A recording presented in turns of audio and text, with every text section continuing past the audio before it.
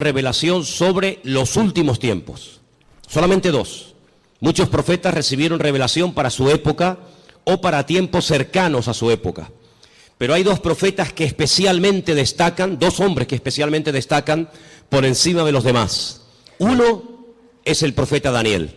Dice la Biblia que muchas de las cosas que él recibió y muchas de las cosas que él dejó escritas en su libro, él no las entendía. Él por fe las escribía y ahí las dejaba, y el Señor le decía, esto es para el fin de los tiempos, para los últimos días. Y otro hombre que dice literalmente en Génesis 49:1, no lo vamos a leer, pero si lo quieren, recuérdenlo. Génesis 19:1, un hombre que antes de morir llama a todos sus hijos, me refiero al patriarca Jacob, y les dice, acercaos, que os voy a declarar lo que va a pasar en los últimos tiempos. Y esa palabra, los últimos tiempos, aparece también con las mismas palabras en el libro de Daniel. Curiosamente, en esa especie de despedida del patriarca Abraham de sus 12 hijos y también de sus nietos, Manasés y Efraín, no les dijo todo lo que probablemente él había recibido, sino que el Señor, como que a pesar de la revelación que este hombre tenía, no contó todo lo que él sabía. Pero en Daniel tenemos muchísima información acerca de estos tiempos en los cuales nos ha tocado vivir. Y a partir del versículo 1 vamos a comenzar a leer, y dice así la palabra del Señor. ¿Lo tienen, hermanos? Daniel 12:1. Realmente, para entender el capítulo 12 hay que comenzar a leer desde el 10. Son capítulos muy largos, muy profundos, y por cuestiones de tiempo no lo vamos a leer hoy. Pero yo les pediría a ustedes que hoy o a lo largo de esta semana lean tranquilamente los capítulos 10, 11 y 12 del libro de Daniel, para que veáis qué información tan tremenda el Señor nos está dando a través de este hombre. En aquel tiempo se levantará Miguel, el gran príncipe, que está de parte de los hijos de tu pueblo. Será tiempo de angustia, cual nunca fue desde que hubo gente hasta entonces.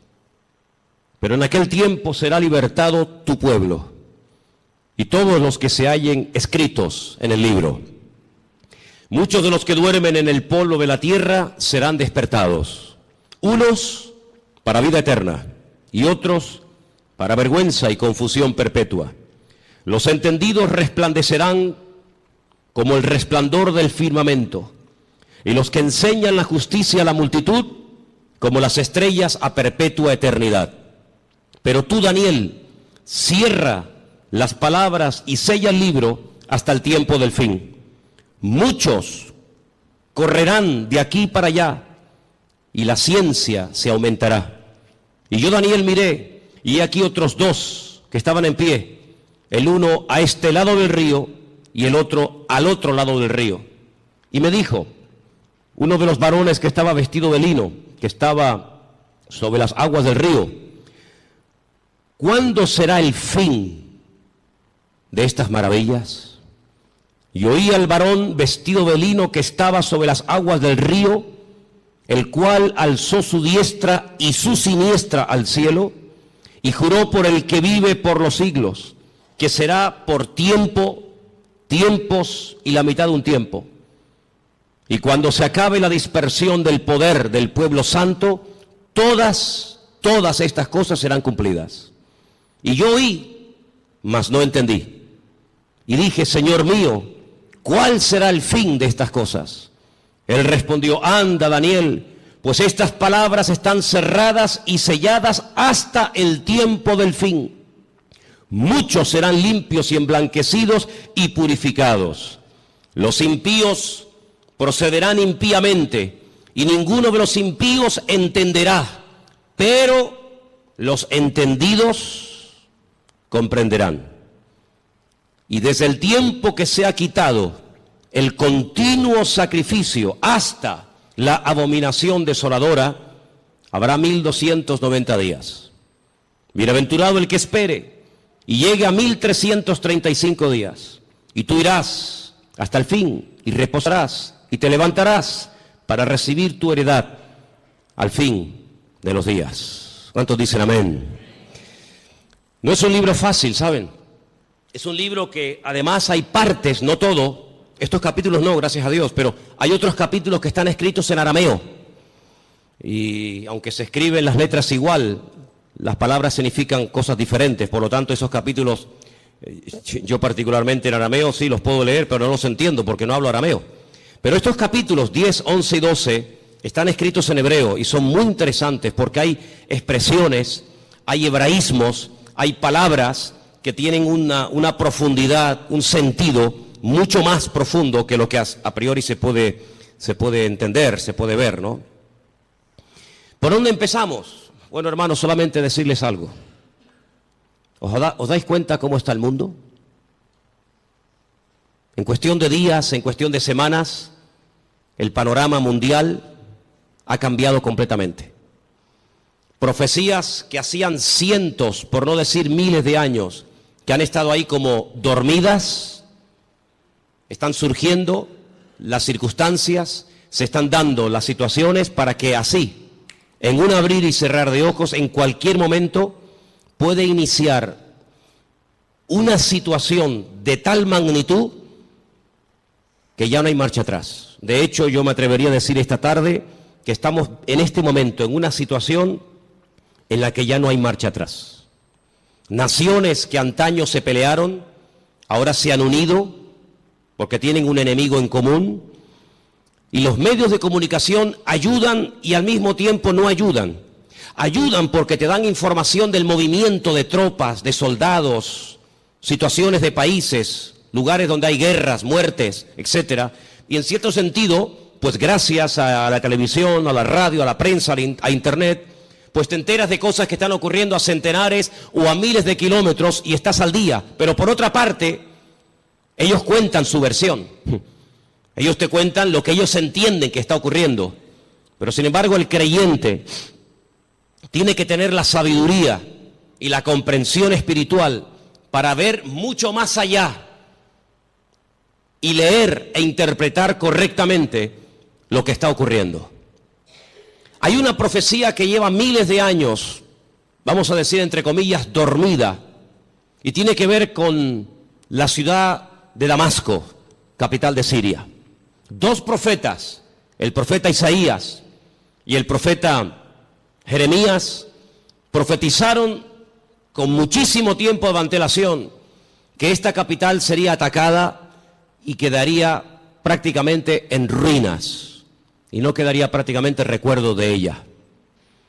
No vamos a leer todos los versículos que tengo porque si les digo la verdad, tengo tanto material sobre todo esto que podríamos estar aquí una semana entera sin salir, se lo puedo asegurar. Pero para los que estén tomando nota, y como además esto queda grabado, después ustedes pueden ir a su casa y volver a escuchar el mensaje, Isaías 17:1, Jeremías 49:23, en esa porción está la profecía que va dirigida específicamente a la ciudad de Damasco. La destrucción de esta ciudad, una de las ciudades más antiguas del mundo, junto con, por ejemplo, Jericó y también con la ciudad de Jerusalén y otras. De toda la vida se ha creído que en algún momento Israel atacaría Damasco y la destruiría. De hecho, ha estado en varias ocasiones a punto de destruir Damasco. Pero no ha sido así. Son los mismos sirios, peleándose unos contra otros, todos contra todos, los que están destruyendo un país que antaño fue un lugar donde miles y miles de cristianos vivían. Un lugar donde dice la Biblia que el apóstol Pablo se dirigía para perseguir a los cristianos, porque aquello era un reducto, un lugar donde los cristianos se refugiaban. Y dice que mientras iba camino hacia Damasco, la Escritura dice que el Señor le salió en el camino y se le reveló como el camino, la verdad y la vida, como el Mesías. Y fue camino a Damasco que el apóstol Pablo llegó a conocer el Evangelio y al verdadero Mesías. Y fue en la ciudad de Damasco donde fue bautizado. Y fue en la ciudad de Damasco donde lo visitó un hermano, un discípulo llamado Ananías, que dice que oró por él y se le cayeron como escamas de los ojos y pudo entender. Y allí recibe una palabra que marcó su vida. Allí recibe una palabra profética y le dice: mira, el Señor se te ha aparecido en el camino, se te ha revelado, te está liberando. Yo en estos días he estado hablando acerca de varios tipos de ataduras, ataduras espirituales, ataduras físicas, ataduras mentales.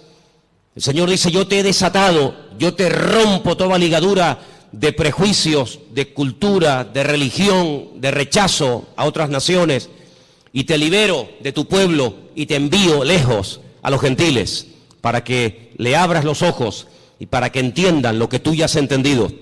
Pero también le profetiza los sufrimientos y las torturas y el camino arduo por donde tendrá que pasar hasta llegar a la meta, hasta llegar a la presencia del Señor, ¿verdad? Y estamos viendo cómo en Siria ya sinceramente todas las cifras se quedan cortas, porque ¿quién realmente sabe cuánta gente ha muerto, cuántos están muriendo, cuántos van a terminar de morir en el país de Siria, un país que está en el norte de Israel, que lo separa, digamos, esa frontera natural llamada los Altos del Golán, esa especie de balcón donde allí se encuentra el famoso Monte Hermón, ¿verdad?, del cual habla el Salmo 133, ¿verdad? Mirad cuán bueno y cuán delicioso es los hermanos juntos en armonía, y ahí habla de ese hermoso monte. Bueno, pues en ese país están peleando, como dije, todos contra todos. Ahora, para entender un poco lo que está ocurriendo, hay una serie de palabras que prácticamente a diario se escuchan en la televisión y muchas veces la gente no sabe de lo que se está hablando. El mundo del Islam está dividido fundamentalmente en dos grandes fracciones. Hay algunos grupitos de los cuales no vamos a hablar, pero el mundo del Islam está dividido en dos grandes partes. Casi con más de un 80% están los suníes y con un 13% están los chiíes. Y de esto oímos hablar mucho a diario, ¿verdad? Los suníes, los chiíes. Y aunque hay países donde están todos juntos, pero hay después otros países que son mayoría suníes o mayoría chiíes. Por ejemplo, los países donde son mayoría los suníes, con más del 80%, es Arabia Saudita, donde se encuentra la Meca, Kuwait, los Emiratos Árabes, Jordania, Egipto, Pakistán, Afganistán, Yemen y otros más. Los países con mayoría chií, Irán, Persia, como lo llama la Biblia a la cabeza, parte de Irán, Líbano. Decir Siria, pues es un poco complicado, porque en Siria están ahí todos contra todos, Azerbaiyán, Bahrein. Cada uno de estos grupos, todos creen en el profeta Mahoma, todos leen el mismo libro, el Corán, pero hay grandes diferencias entre unos y otros. Daré algunas pinceladas para que nos situemos y sepamos de lo que estamos hablando y por qué se matan y por qué se odian tanto los suníes y los chiíes. En cada uno de estos bandos, por decirlo de alguna manera, o de estas fracciones, hay diferentes grupos armados que pelean contra los otros. Por ejemplo, el grupo terrorista más famoso de los chiíes es, sin lugar a dudas, Hezbollah, que son los que están ahí en el norte, en los Altos del Golán, y que en algunas ocasiones han atacado a Israel, e Israel también les ha atacado. Así que Hezbollah es un grupo mayoritariamente chií que está financiado por Irán. Pero luego en el otro bando, en la parte de los suníes, tenemos al famoso grupo Al-Qaeda, responsables de las famosas Torres Gemelas, tenemos a los talibanes, tenemos al famoso Estado Islámico, ISIS, a los hermanos musulmanes que ganaron y después fueron derrocados en Egipto, y tenemos al grupo Hamas. Hamas significa violencia y es el grupo que en este momento está liberando la franja de Gaza, allí al sur de Israel. ¿Por qué se llevan tan mal los chiíes y los suníes? A la muerte del profeta Mahoma, su yerno, que a la vez era su primo, llamado Ali, fue el que ocupó el lugar del profeta Mahoma.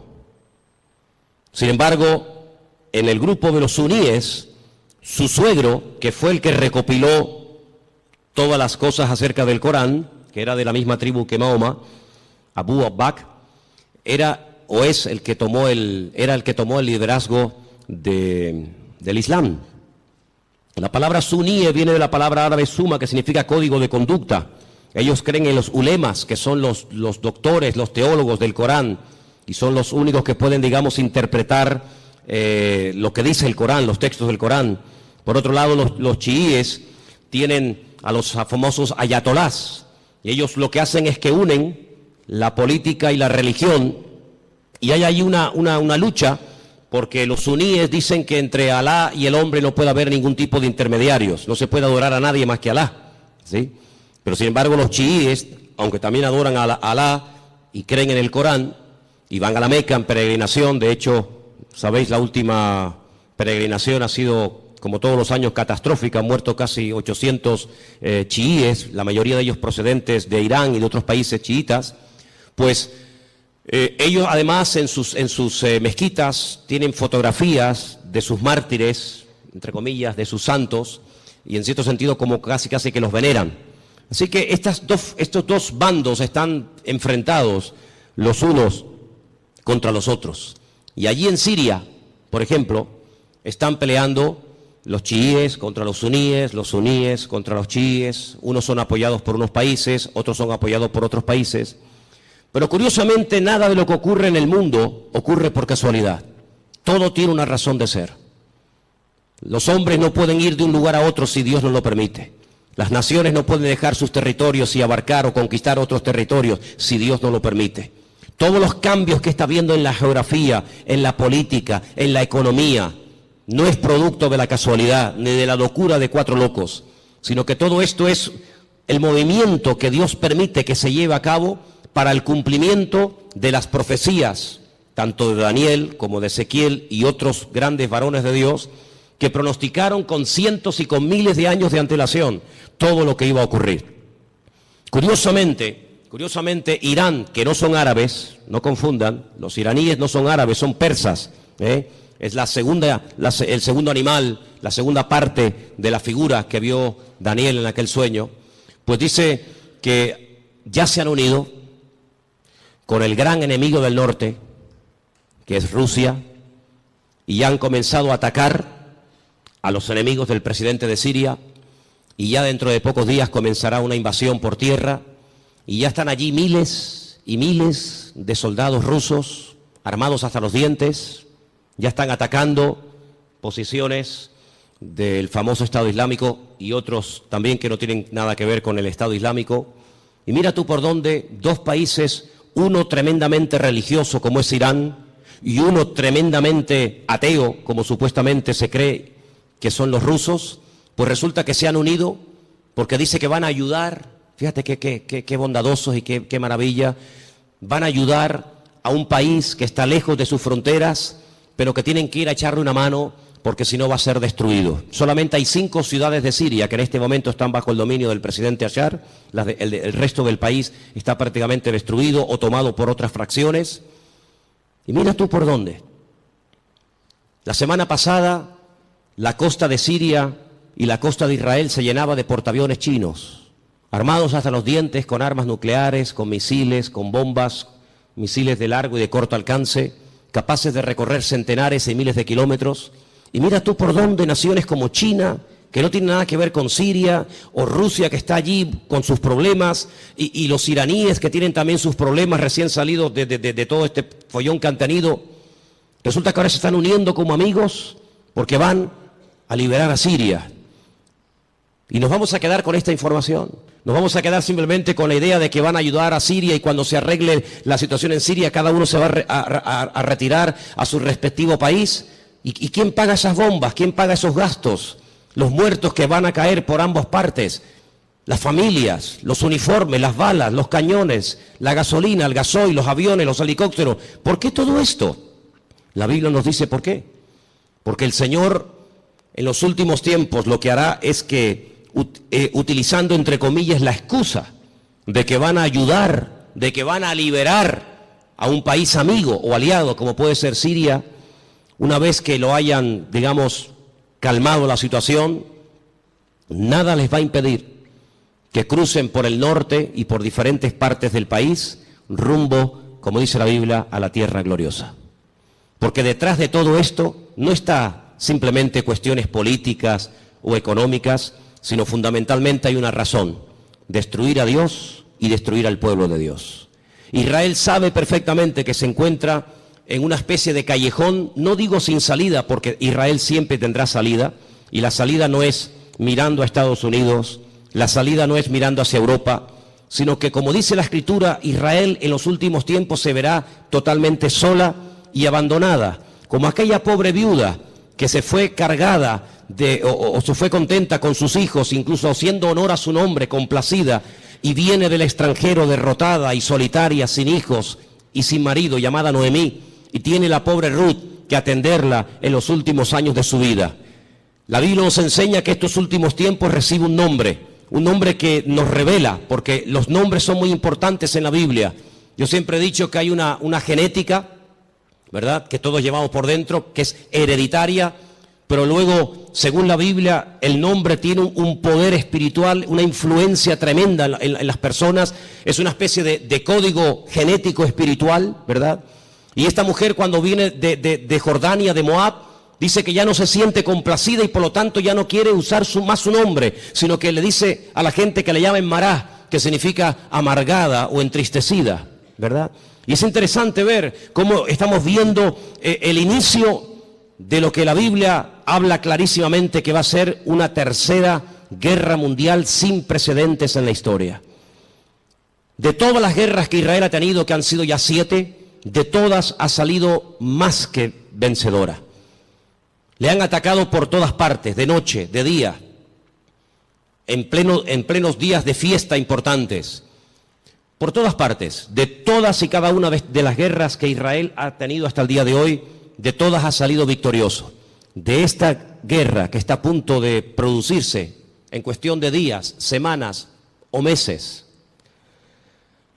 la única forma de salir con vida es que venga el Mesías en persona y les ayude. Esta guerra es una guerra que jamás se ha visto. Hemos leído en esta tarde en el capítulo 12 de Daniel que hay una especie de protección sobrenatural tipificada o representada en un soldado espiritual, en un arcángel llamado Miguel, que aparece en varias ocasiones en distintas partes de la Biblia. Solamente hay 2 ángeles en la Biblia, solamente 2 ángeles en la Biblia, que la Biblia nos revela su nombre, Gabriel y Miguel. La Escritura dice que Josué, antes de entrar a tomar posesión de la tierra, vio a un varón, y la descripción que nos da el libro de Josué se asemeja mucho a la descripción que nos da Daniel en el capítulo 12, y nos da a entender de que este arcángel tremendamente poderoso llamado Mijael, que significa quien como Dios, Mijael, pues es una protección espiritual que Dios le ha asignado a este pueblo. En algún momento puntual, solamente Dios sabe cuándo, este arcángel, este varón de Dios tremendamente poderoso, que contendió con Satanás por el cuerpo de Moisés, dice el libro de Judas, será quitado, será desplazado, y entonces dice que será un tiempo de angustia cual nunca hubo gente, y más que gente la palabra es naciones. Desde que hay naciones sobre la faz de la tierra, dice la Biblia que nunca el hombre habrá visto una guerra de tal magnitud, con tanta cantidad de soldados, de armamento y de tropas como esta última. Vamos a leer dentro de unos momentos algunos textos de la Biblia, pero es impresionante los datos que la Biblia te da antes de que comience la guerra.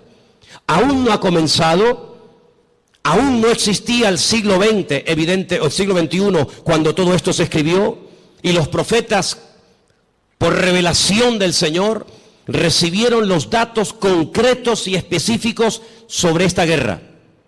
Por ejemplo, nos dice que llegarán a intervenir más de 200 millones de soldados. Jamás ha habido ninguna guerra con tantos millones de soldados. 200 millones de soldados. Esta guerra se describe de una forma tremenda, con unos detalles que te quedas con la boca abierta en 3 capítulos de la Biblia. Creo que sois capaces de recordar estas cifras. Ezequiel 38 y 39 y Zacarías capítulo 14. Ahí tenéis toda la información acerca de esta tremenda batalla que empezará por el norte, capitaneada y dirigida nada más y nada menos que por Rusia. En el capítulo 38 del libro de Ezequiel nos dice algunas cosas muy interesantes sobre este tiempo final. Y voy a leer algunos versículos para que veáis qué importancia le da el Señor a que el pueblo de Dios no esté en la ignorancia. Hay gente que está muy distraída, muy sumergida en sus problemas, muy metidos en sus cuestiones y se olvidan de que el Señor en su palabra nos dice que tenemos que levantar la vista y darnos cuenta de que nuestra redención está cercana. Ezequiel 38 dice, versículo 1, vino palabra del Señor diciendo, Hijo de hombre, pon tu rostro contra God. God es el nombre, digamos, simbólico, no es que se llame así, de una región que la Biblia lo llama Magog, que está en todo lo que sería todo el territorio que ocupa Rusia actualmente. Y fijaros que hay dos nombres de hombres, solamente dos hombres de hombres, que curiosamente tanto en español como en hebreo empiezan y terminan con la misma letra. Uno es el nombre David. David empieza con una letra llamada Dalet y termina con otra letra llamada Dalet. Y esto nos habla acerca de que David era un hombre que cuando lo conocías así era. No es que lo vas conociendo y es completamente diferente. Es un hombre que no tiene dos caras, no tiene dos personalidades, no tiene doblez en su carácter. David era así. Por eso esa letra que empieza y esa letra que termina es la misma, como diciendo que David es un hombre que es lo que ves, no hay más. Curiosamente, en un acto de imitación sin precedentes en la historia, a este líder político se le pone un nombre simbólico cuya letra empieza por la G o la Gimel en hebreo y con la misma letra termina la G o la Gimel, God, como diciendo que lo que ves es lo que hay. En David era lo positivo. Si ves que es un hombre espiritual, es que es espiritual. Si ves que es un hombre valiente, es que es valiente. No es que dé impresión de valiente y luego es un cobarde. No es que es un hombre aparentemente espiritual y luego es un carnal. No. Bueno, pues en God, en este personaje que nosotros lo conocemos más famoso como el nombre del famoso anticristo, si tú lo ves así, así es como es. Es malo, es apoyado por el diablo, etcétera, etcétera. Y dice aquí, así ha dicho el Señor, he aquí yo estoy contra ti, oh God, príncipe soberano de Mesec y Tubal. Estos son hijos de Noé. Te quebrantaré, pondré garfios en tus quijadas y te sacaré a ti y a todo tu ejército, caballos, jinetes, en todo equipados, gran multitud de paveses, escudos, teniendo todos ellos espada. Y ahora menciona una coalición, no están todos nombrados, una pequeña coalición de naciones que se van a unir. Y menciona Persia, y ya hemos dicho que Persia, ¿quién es? Ok, es Irán. Cus, tenemos Etiopía, tenemos Libia, con otros nombres, todos ellos con escudo, con yelmo, Gomer, sus tropas, la casa de Togarma, los confines del norte, sus tropas. Prepárate, apercíbete tú y toda tu multitud que se ha reunido a ti, y sé tú su guardia. Pero si leemos un poquito más adelante, versículo 15, vendrás de tu lugar de las regiones del norte, y tú y muchos pueblos contigo. Fíjate, todos ellos a caballo, gran multitud, poderoso ejército. Subirás contra mi pueblo Israel. Sí, es inevitable que este hombre ataque a Israel, es inevitable. Bueno, pero es que van a ir a Siria. La noticia no dice nada de Israel. Las noticias no, pero la Biblia sí. Y las noticias no pueden saber la información que tú y yo tenemos en esta tarde. Mañana Telecinco no puede decir, le presentarían una denuncia, dirían, esta gente está loca. Mañana no vamos a ver en Telecinco, en Antena 3, que Rusia pretende apoderarse de los altos del Golán con la intención de atacar Israel. Me dice, pues ustedes están locos. No. Las noticias no te lo van a decir, te lo estoy diciendo yo, te lo está diciendo el Señor a través de mi boca. Subirás contra mi pueblo Israel como nublado para cubrir la tierra y será al cabo de los días, al final de los tiempos, en estos tiempos. ¿Y qué dice aquí? Y te traeré sobre mi tierra. No es que a Putin se le ocurre la genial idea de decir, bueno, vamos a Siria y ya que estamos a un tiro de piedra, saltamos los altos del Golán y desde los altos del Golán vemos todo Israel abajo y la machacamos. Total, que son 300 kilómetros de largo para un imperio, para una potencia militar como Rusia, que con una bomba hace así y borra de la faz de la tierra a 10 millones de personas, porque eso es lo que puede tener Israel en este momento, si es que llega ahora mismo a 10 millones de personas viviendo allí. ¿Qué puede impedir? Pero no es él el que lo decide, es Dios el que le dice a God, ven a mi tierra, ven. Y entonces dice, para que las naciones me conozcan, cuando sea santificado en ti, oh God, delante de tus ojos. Así dice el Señor, ¿no eres tú aquel de quien hablé yo en tiempos pasados por mis siervos los profetas de Israel, los cuales profetizaron en aquellos tiempos que yo te había de traer sobre ellos? Israel sabe perfectamente que Rusia les va a atacar en cualquier momento. Ya lo hicieron hace poco allí en Ucrania, en el país de nuestro hermano. No se cortan un pelo, no tienen ningún problema, tienen afán de expansión. Quieren recuperar lo perdido e incluso lo que nunca fue de ellos. No atacaron en un momento determinado un país que no tenía nada que ver con Rusia, como fue Afganistán. La Biblia profetiza que Rusia va a atacar en los últimos tiempos a Israel. En aquel tiempo, cuando venga Gog contra la tierra de Israel, dice el Señor, subirá mi ira y mi enojo. Tremendo. Pero vamos al capítulo 39. He aquí yo estoy contra ti, oh Gog, príncipe soberano de Mesed y Tubal. Te quebrantaré y te conduciré y te haré subir de las partes del norte y te traeré sobre los montes de Israel. Otra vez.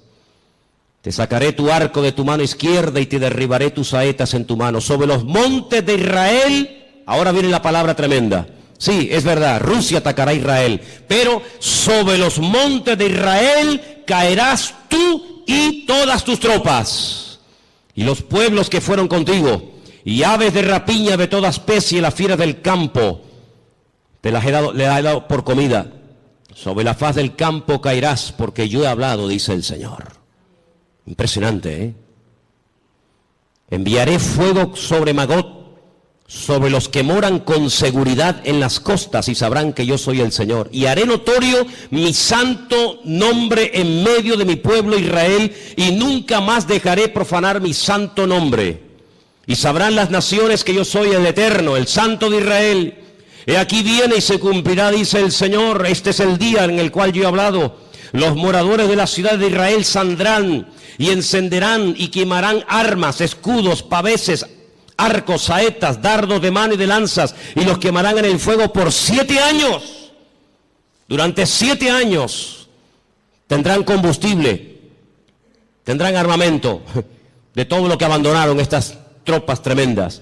No traerán leña del campo ni cortarán de los árboles, sino quemarán las armas en el fuego y despojarán a sus despojadores y robarán a los que les robaron, dice el Señor. En aquel tiempo, qué tremendo, en aquel tiempo yo daré a Gog lugar para sepultura allí en Israel. Allí va a ser enterrado este personaje que lo llamamos el anticristo, que Ezequiel lo llama Gog. Allí va a ser enterrado, y después le voy a decir cómo el Señor es tan misericordioso que permite que el anticristo o Gog, ¿por qué el Señor permite a un personaje tan ruin y tan malo que sea enterrado en Israel y no despedazado, comido por las fieras? Vais a ver qué misericordioso es el Señor. En aquel tiempo yo daré a Gog lugar para sepultura allí en Israel, en el valle de los que pasan al oriente del mar, obstruirá el paso a los transeúntes, pues allí enterrarán a Gog y a toda su multitud, y lo llamarán el valle de Hamón Gog, que significa la multitud de Gog. La casa de Israel los estará enterrando por 7 meses. ¡Qué matanza, hermanos! 7 meses enterrando cadáveres. Impresionante, ¿eh? Versículo 13. Los enterrará todo el pueblo de la tierra, y será para ellos célebre el día en el que yo sea glorificado, dice el Señor. Tomarán hombres a jornal que vayan por el país con los que viajen para enterrar a los que queden sobre la faz de la tierra, a fin de limpiarla, y al cabo de 7 meses harán el reconocimiento. Pasarán los que irán por el país, y el que vea los huesos de algún hombre pondrá junto a ellos una señal, hasta que los entierren los sepultureros en el valle de Hamón Gog. Versículo 21, pondré mi gloria entre las naciones, y todas las naciones verán el juicio, mi juicio que habré hecho, y mi mano sobre ellos. Es increíble, ¿no? Como el profeta Ezequiel pudo describir con una exactitud tremenda cuánto tiempo estarán enterrando cadáveres, cuántos años quemando armamento al fuego. ¿Quién es este hombre Gog? Si ustedes estudian los nombres de los hijos de Noé, porque de ahí arranca todo. Una de las cosas que tenemos que tener bien claro es que el futuro está escrito, está codificado en el pasado. Todo está escrito en el Génesis. Y para poder comprender lo que va a pasar en el futuro, hay que saber lo que pasó en el pasado. 3 hijos tuvo Noé: Sem, Can y Jafet.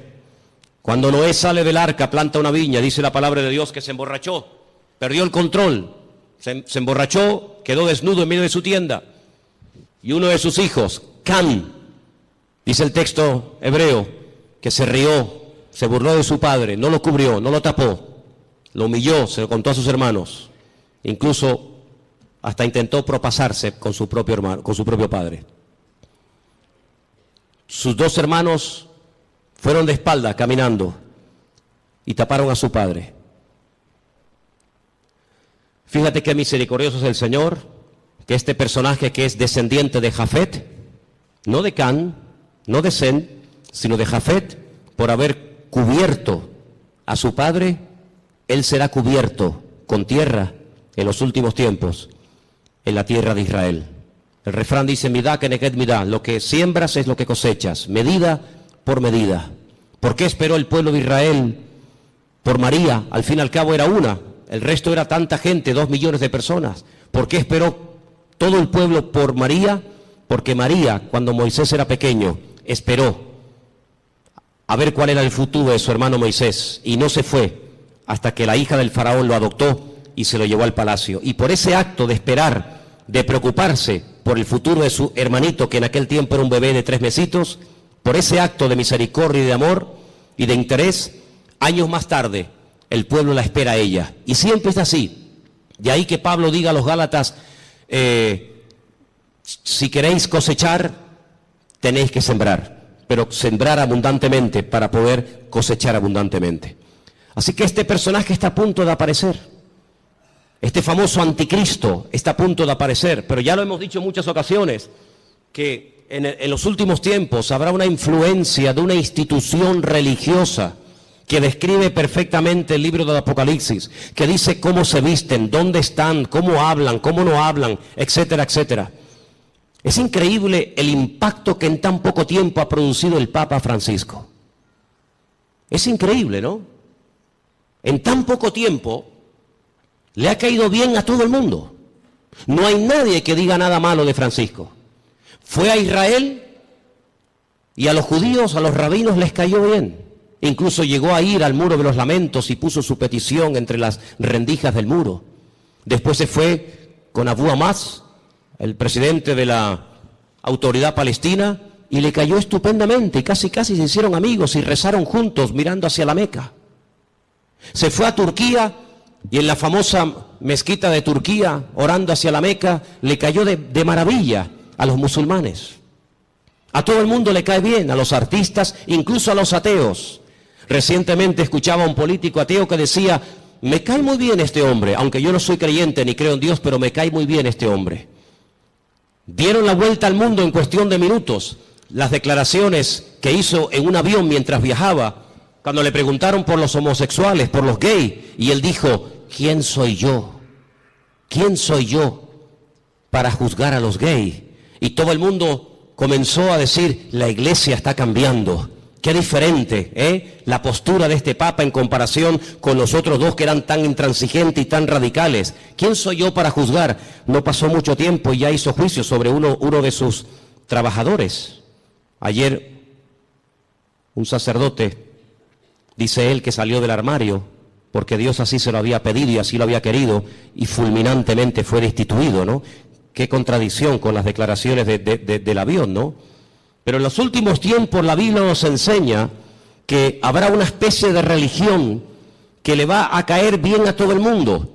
Será capaz de ir con los musulmanes, con los judíos, con los cristianos. Dicho sea de paso, hace muy poco tiempo este Papa se fue por primera vez en toda la historia con un pastor muy conocido por nosotros a una iglesia evangélica en la ciudad de Caserta, en Italia, donde yo estuve ahora hace unos días. Estuvo con un montón de pastores que vinieron de Argentina, puesto que el Papa es argentino, y allí tuvieron un culto donde él estuvo como uno más. Hicieron un tiempito de oración, y él hizo una oración incluso, y todos participaron, y se sacaron fotografías, y todo el mundo, qué contento, ¿verdad? La Biblia nos enseña que las rameras son capaces de irse con gente mayor y con gente joven. Las rameras son capaces de irse con gente sin dientes y con gente con dentadura perfecta.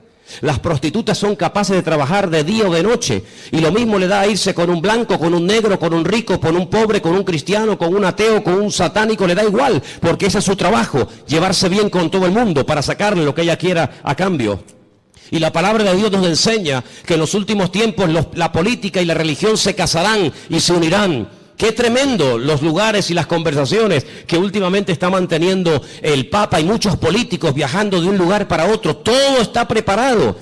Y hermanos, esto no ha hecho más que empezar, pero en cualquier momento salta la chispa. Y lo que tenemos que preguntarnos todos y cada uno de nosotros, ¿qué mensaje nos está dando el Señor? Yo vengo diciendo hace mucho tiempo que Dios está hablando y hablando y hablando y hablando. El problema no es que Dios no hable, el problema es que hay muchos que no le entienden, o si le entienden se hacen los distraídos.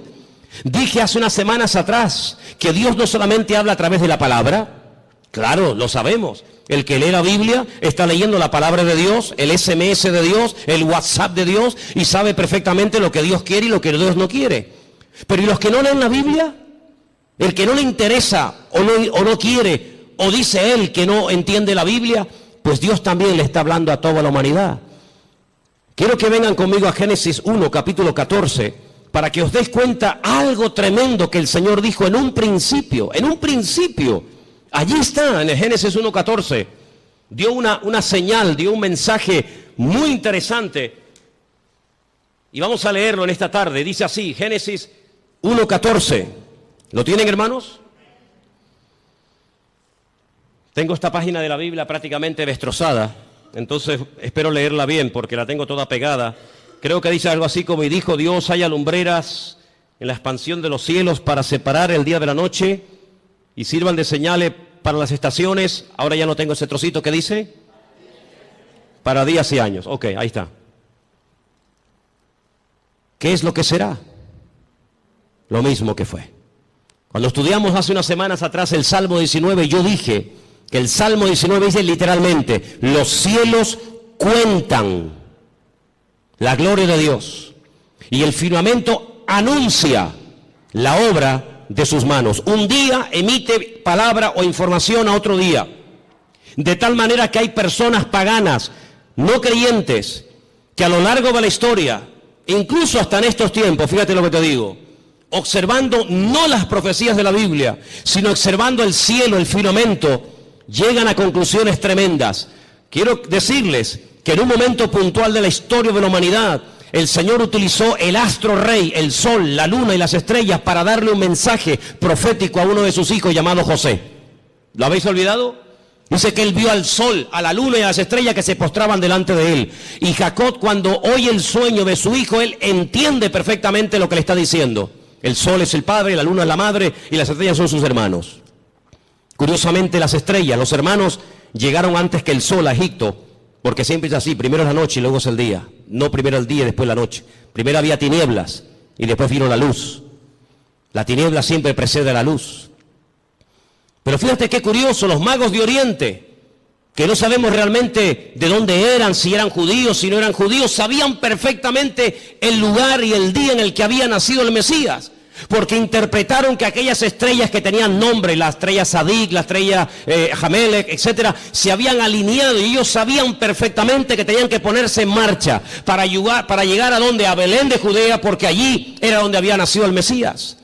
Y es que el Señor en el versículo 14 de Génesis 1 que hemos leído, dice que cuando Él creó el sol, cuando Él creó la luna y Él creó las estrellas, no solamente las creó, número uno, para separar, para hacer diferencia entre el día y la noche, no, sino que dice que las creó para las estaciones. Y la palabra estaciones es la palabra hebrea modín. Y la palabra modín, ¿sabe lo que significa? Fiestas.